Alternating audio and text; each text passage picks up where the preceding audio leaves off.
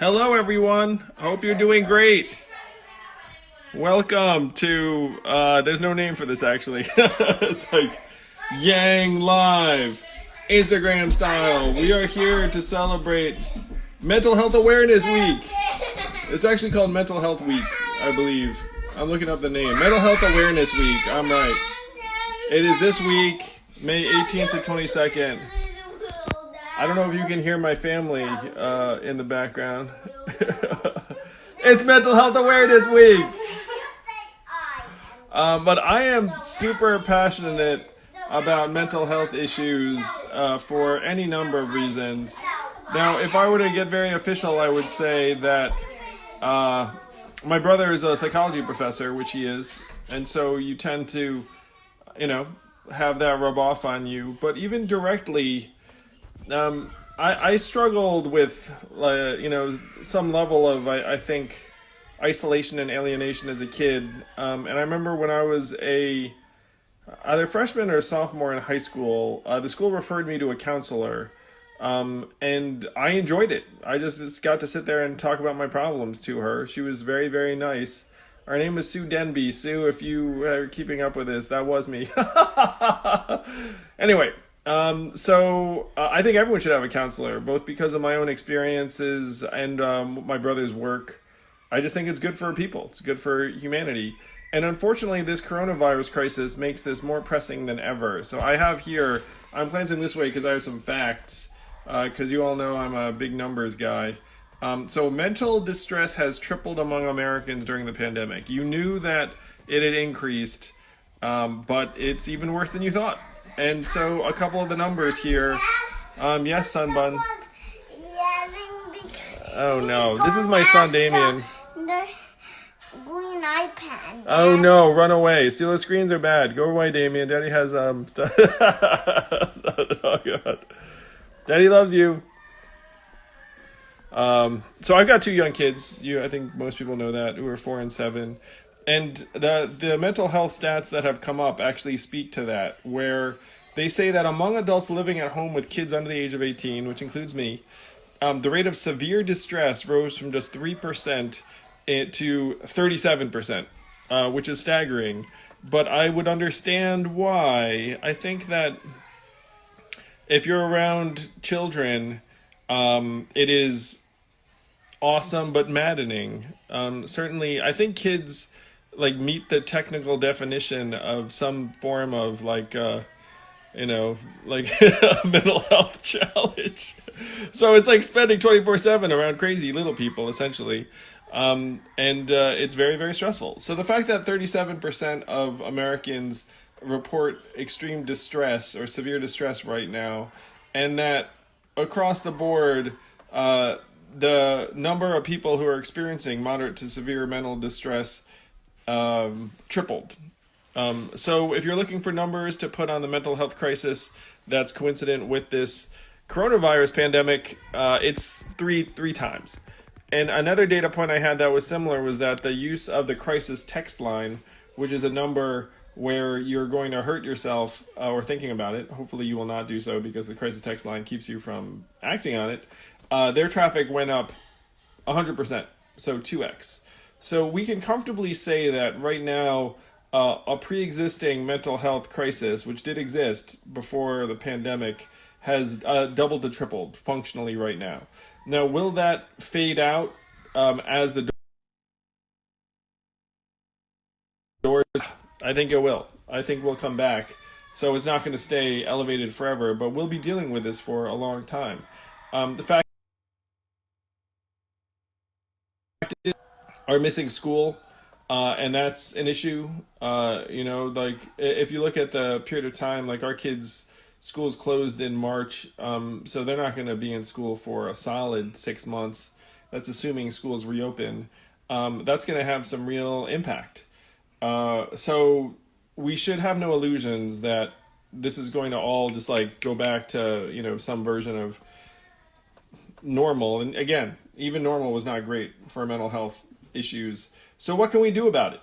So I asked my super policy team and also my brother as to what we can do to address the mental health crisis in this country.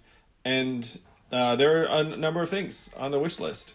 So, number one, we just don't have enough existing mental health resources in our communities. And the ones that exist are going bankrupt because a lot of things are going bankrupt right now. So, number one, fund existing centers.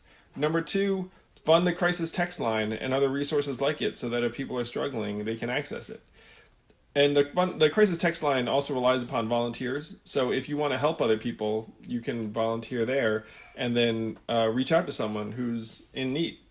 Number three, we should be enabling more telepsychiatry because right now a lot of this occurs face to face, and there are even licensing regulations that restrict you from being able to talk to a psychologist or psychiatrist across state lines, which if you think about it, how much does the human brain change that much across state boundaries? Probably very little. Number four, task sharing to allow paraprofessionals to take on more. So this is where there are very tight regs around what certain types of professionals can do. And if you're in crisis mode, then you can loosen that up somewhat and let people, for example, get some exposure, maybe with guidance of people who have more experience or more training, but you can loosen that up, which I agree with personally, because, it's like you can't let rules keep you from getting people any help when you're under-resourced to this degree. We need to invest and increase the number of professionals that do this sort of work. So that's therapists, psychologists, psychiatrists, counselors, social workers, all of it. And we need to scale back on the prescription drug industry going overboard on a lot of these issues. Why do we have TV ads for drugs? There's no reason, really. It's us in New Zealand. Other countries are rational and are like, doesn't really make much sense to have prescription drug ads on TV. It doesn't serve a public health benefit, just increases the cost of the drugs. And we end up medicating certain things that, you might have been able to not medicate. So those are some of the things that we can do to invest in our mental health. I'm very, very passionate about this. For Mental Health Awareness Week, we actually have one of the leading authorities on what's going on with our kids and their mental health, Dr. Jean Twenge, who's going to be on Yang Speaks. I think we may miss it by a smidgen where she shows up right after the week ends. But Jean is incredible. I've learned a lot from her. Read her book, iGen, and it was very, very informative. And we're doing some things this week too, ourselves. So I have the list up just so I make sure and get it. So there's obviously this little convo, which I hope people are enjoying. But then tomorrow we're going to do a humanity hang, which is people just getting together and communing over Zoom. And I will show up. I think Evelyn may show up too. I can't promise. So just come on and just hang out with other human beings, because that kind of social contact is really good for us. Other things that are good for us: outdoor time, exercise, non-screen time. No offense to whatever you're doing right now. So those are things too, but also seeing other human beings. And we're going to do a humanity hang tomorrow. Very exciting. That's being organized through Humanity Forward, so you can just sign up. It's obviously very, very free. On Wednesday, we have Humanity Forward mental health resources for the financially insecure at 4 p.m. Eastern time. So you can find the registration link through Humanity Forward's Twitter or Facebook. So this is like, hey, look, you don't have much money. A lot of people don't have much money right now. Tens of millions of us have lost jobs. So there are ways that you might be able to get some help that doesn't involve paying lots of money, or maybe even any money. So that is tomorrow, Modern Health, Humanity Forward, mental health resources for the financially insecure. And you can just sign up through Humanity Forward. Humanity Forward's Twitter and Facebook, pretty easy to find, but if you want to go online, it's movehumanityforward.com. Very exciting announcements out of Humanity Forward this week, in addition to this. Then Thursday at 2:15, also through Humanity Forward, the Dear World Humanity Forward Storytelling Experience. I love Dear World so much. I've gotten to become friends with the founder, Robert Fogarty. He's an incredible human storyteller. Started out as a photographer. Evelyn and I have a portrait that he did.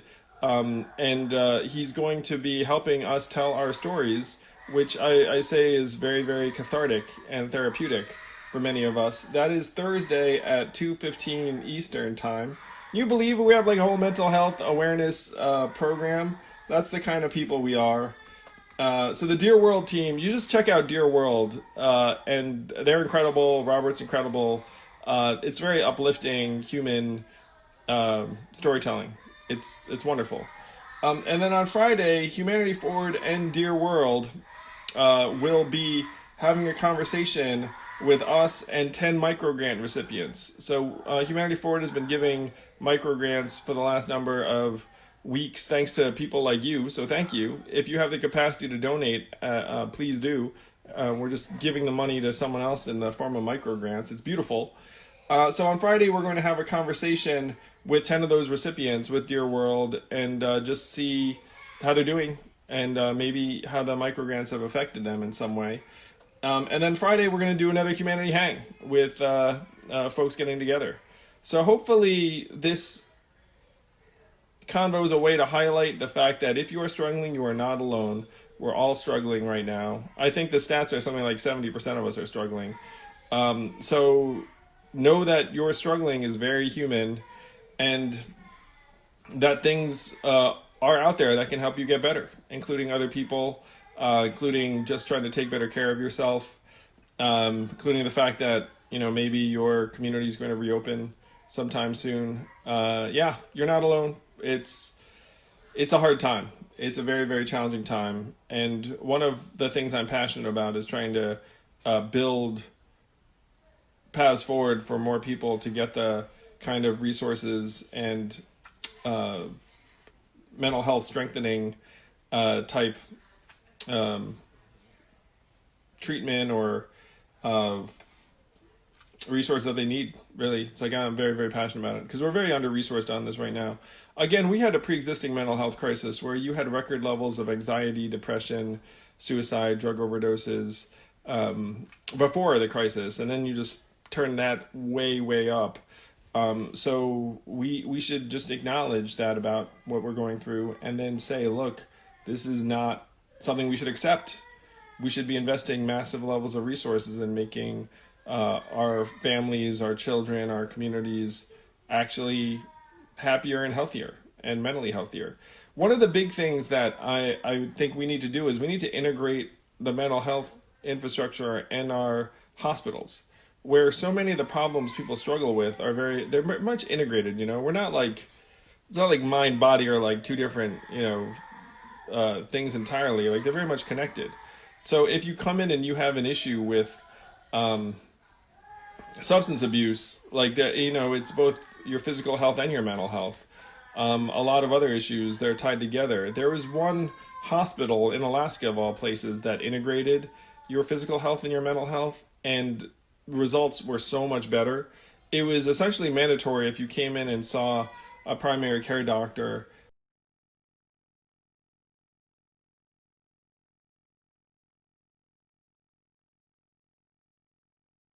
as well. Isn't that cool? You go in for a checkup and they're like, hey, go down the hall and see the therapist. And they saw awesome results from that, which probably is not shocking to most of us because it's sort of common sense, really, It's like, it's a little bit like sending me to that counselor in that high school. It was good. Like, who couldn't use it? And then in the extreme, like, maybe they'll see you and say, like, hey, you actually need to see me again and see me a lot, or or do some other things, because we all struggle. So what are the things that they're asking me? I have a bit of a program here. My team is very into it and organized, which I love. What do I do at home? What's my routine?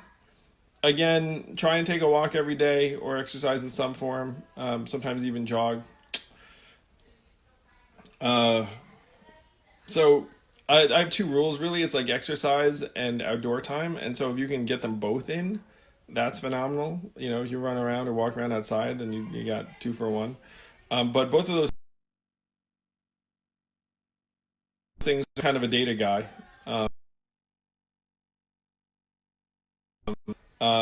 It's hard with young kids at home. Even when they're in school, someone has to be policing them because they'll just run away from the computer. What a world we're in right now.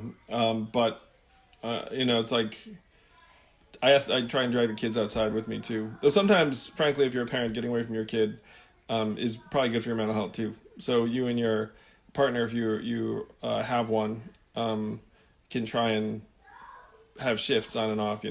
Like try and give your partner a break because everyone needs a break.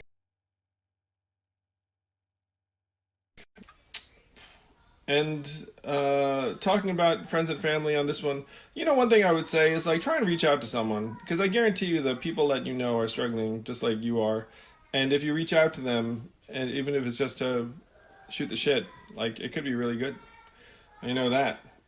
So there are a lot of other things that I'd love to see us do. Let's see what else they have here in the universe of programs. Looks like we have some members of Congress who are trying to push this forward too, and it's the suspects you'd imagine.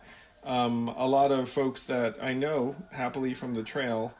And here's one thing that's interesting is that law enforcement officers have been calling for more mental health resources due to the loss they've experienced among their ranks. So that makes me so happy.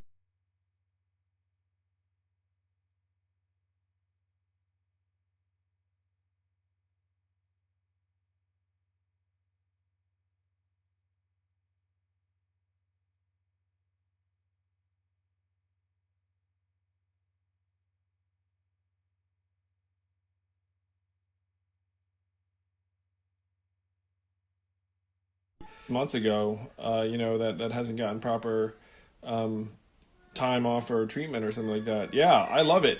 Let's get counseling to cops. Now, so it's Mental Health Awareness Week. I'm now going to take a look and see if there are any questions that you might have.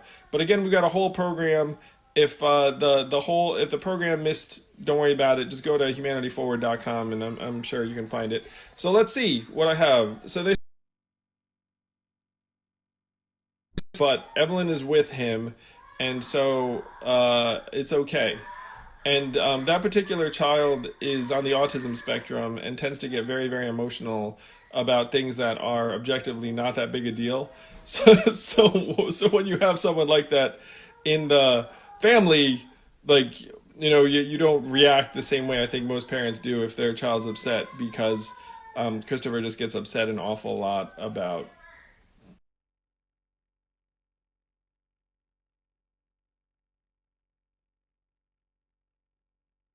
I have to say, like it requires you to have like a different approach or mindset to it. So that's one question. Do. Can you wish me a happy birthday? I would love to. Gianna, happy birthday. I love you too. And yeah, happy birthday. Thank you for being here. Um, it's okay. He's learning about his emotions. I agree.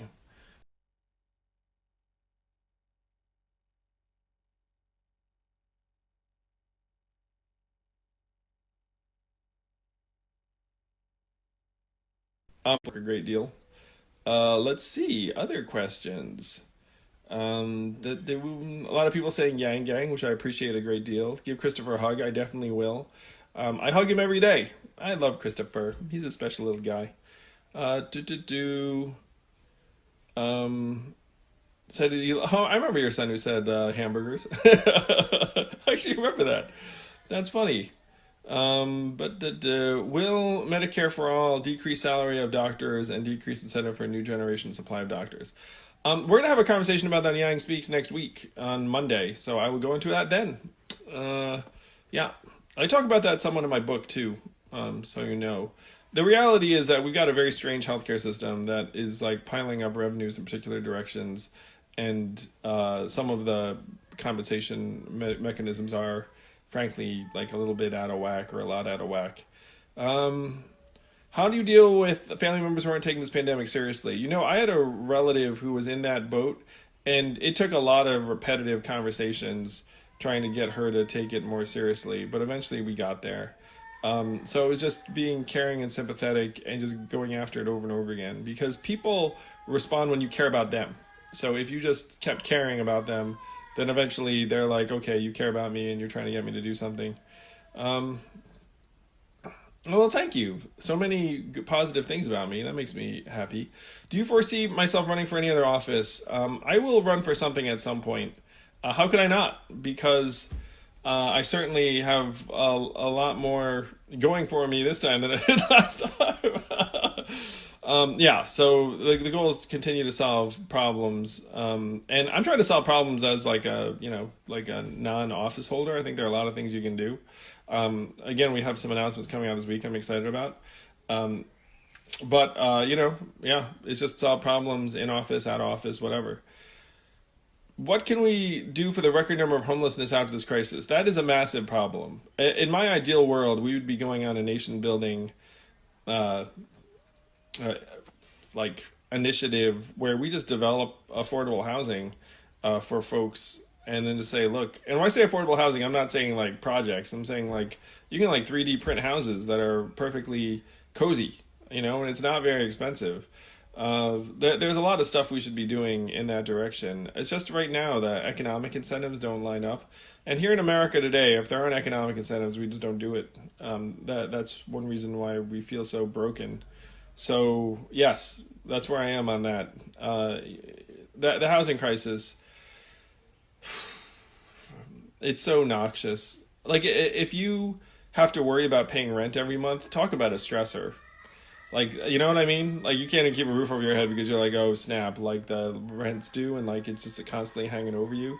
Like, we have to do better for people than that, because there's a rental crisis in terms of affordability and access right now. I know it.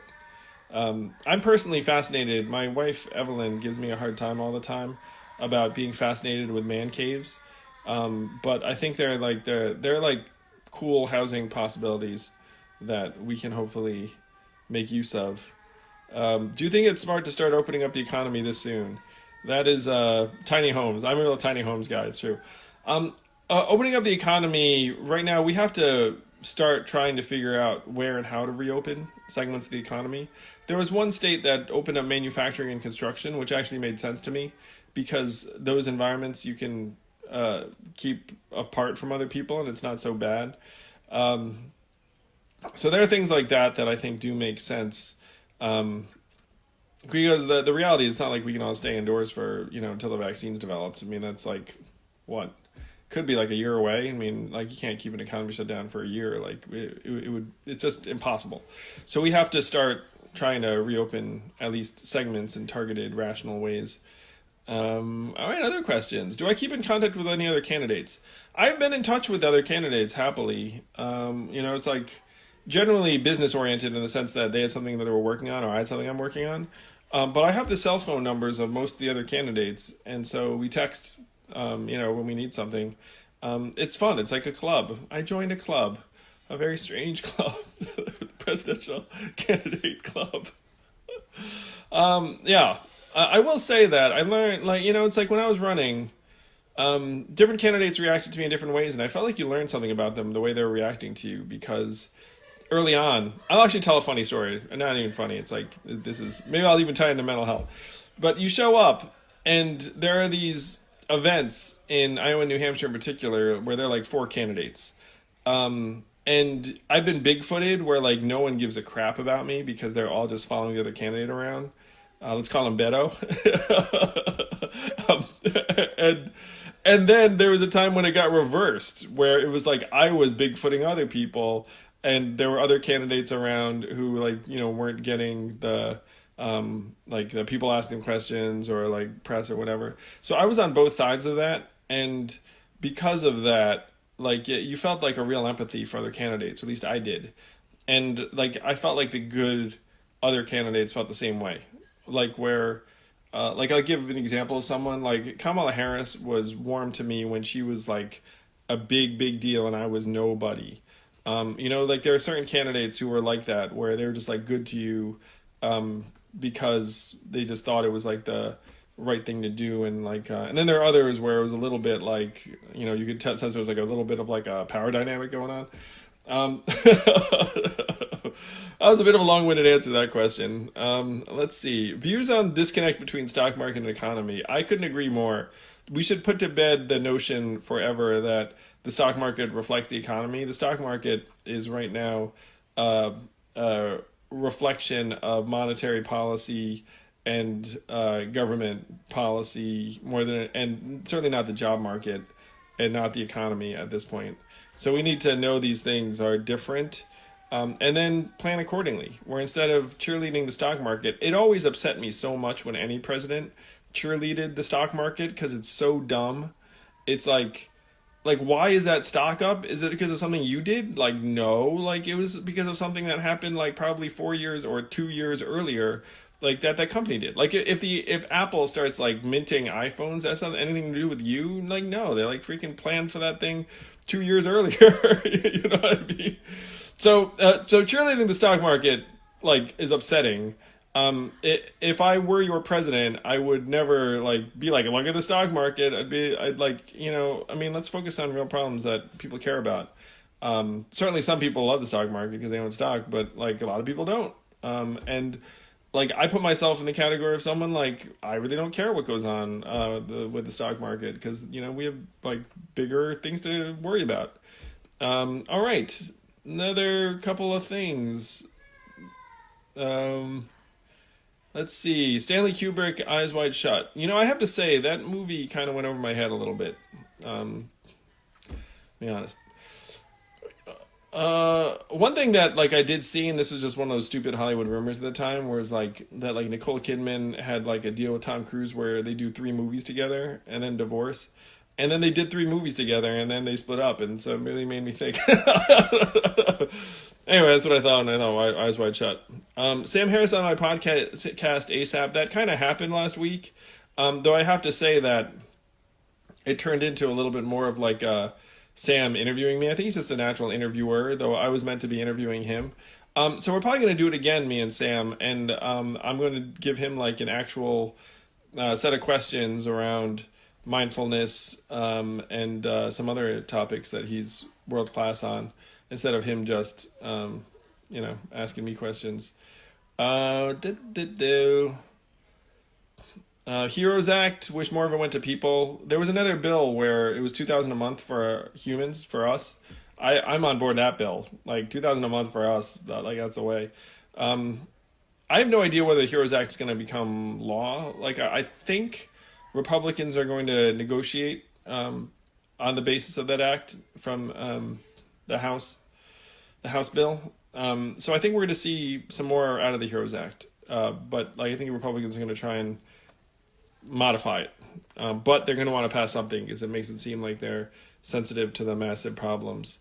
Thank you. Like it's just some nice things. Someone just said I'm a Republican, but they like me, and it's like, thank you. I have many friends who are Republicans. To me, we're all American. What book am I currently reading? I'm reading books that are written by people I'm probably going to interview on the podcast, honestly. So right now, I've got Humankind by Rutger Bregman, which is awesome. I read an early version because I gave a quote for the book, but I think it's changed a bit, so I'm going through it. Humankind, Rutger Bregman. He also wrote Utopia for Realists. You probably know that one. Do I think COVID will be the beginning of something new for American economics? I certainly hope so, because our current economy will not work for most humans, and it's clear. So some of the rough numbers, we lost 36.5 million jobs just based on unemployment filings, which itself is an underestimate. So just keep that in mind. Economists say 42% of these jobs are gone for good. That's approximately 15 million jobs. That's 1.5 times the Great Recession in terms of job loss. Great Recession was like 8.8 million. So we are in a deep, dark hole, and we have to get out of it. And you're going to see the magnitude of the hole become clear to everyone, and then we're going to have to start trying to fill the hole. So that's what the economics of the future hopefully looks like. But people are going to have to think differently, and to me, it's going to completely transcend the progressive, moderate, conservative labels. It's going to transcend the socialist capitalism dichotomy that's been frankly garbage forever, for last several years. So yeah, I think we're going to be in a very different place. So Mental Health Awareness Week programs, tomorrow, Wednesday, Thursday, Friday, I think every day of this week. But the big thing really is just to look out for yourself first and foremost. You can't help anyone else if you're not healthy yourself. Acknowledge that this is a really, really hard time. So if you're struggling, that means you're normal. That means you're human. Most of us are struggling at this point. If you're not struggling, you're weird. I'm kidding. If you're not struggling, you're great. But if you're not struggling statistically, you are weird right now because literally a majority of Americans are struggling. So let's take care of ourselves, take care of each other, and just like it's okay to know that you're not, 100% right now. Many of us are right there with you. So let's come together. Let's do something about it this week, and then moving forward, let's try and make this the measurement of our progress as a society. Because what good is more GDP or top line growth if our people are sad, anxious, depressed, or in some cases even like struggling with waking up in the morning or getting out of bed? I mean, like, what good is that? You know what I mean? And like, I have been there. Family members have been there. My brother works in the field. Very, very passionate about this, and we'll do something about it on a national scale in the days to come. I'm going to do something about it with your help. Thank you, Yang Gang. Be good. Stay healthy.